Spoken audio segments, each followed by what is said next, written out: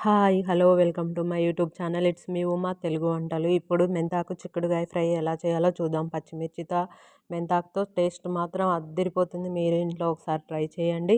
ఇప్పుడు ఒక కడాయి తీసుకొని అందులో 2, 3 టీ స్పూన్లంత ఆయిల్ వేసుకోవాలి. ఇప్పుడు అందులో అర టీ స్పూన్ జీలకర్ర, అర టీ స్పూన్ ఆవాలు, నిలువుగా కట్ చేసిన పచ్చిమిర్చి ఒక 10-15 వరకు ఉండొచ్చు. కారం తక్కువే తీసుకున్నా నేను, అందుకే కొంచెం ఎక్కువ వేసేసుకున్నా.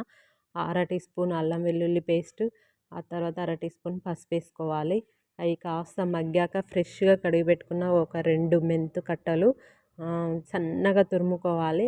తురుముకొని అందులో వేసుకొని కాసేపు ఫ్రై చేయాలి. అప్పుడు వాసన మామూలుగా ఉండదు. ఆ ఫ్లేవరు దాంట్లో కొంచెం సాల్ట్ వేసుకొని తింటే బాగుండన్నంత మంచి ఫ్లేవర్ వచ్చేస్తా ఉంటుంది. ఇప్పుడు హాఫ్ కేజీ అంత చిక్కుడుగాయలు తీసుకున్నాను నేనైతే. అవి చిక్కు తీసి కాసేపు 2-3 మినిట్స్ అంతా బాయిల్ చేసేసి ఒక స్ట్రైనర్లో వడగట్టుకున్నా. దాన్ని ఇప్పుడు ఈ ఫ్రై అయిన మెంతాకులోకి చిక్కుడుగాయలని యాడ్ చేసుకోవడమే.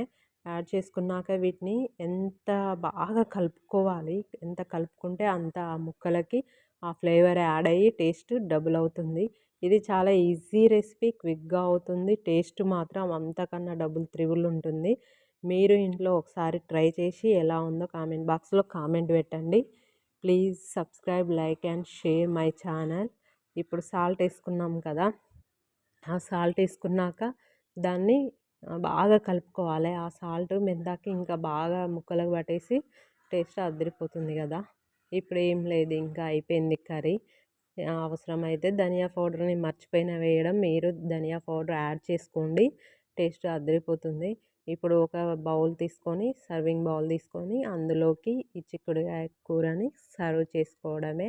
ఇది రైస్లోకి కానీ చపాతీలోకి కానీ సూపర్ ఉంటుంది. రైస్ తింటుంటే వెళ్ళిపోతుంది ఈ కర్రీలో. మీరు ఒకసారి ట్రై చేయండి. Please subscribe, like and share. Thank you for watching.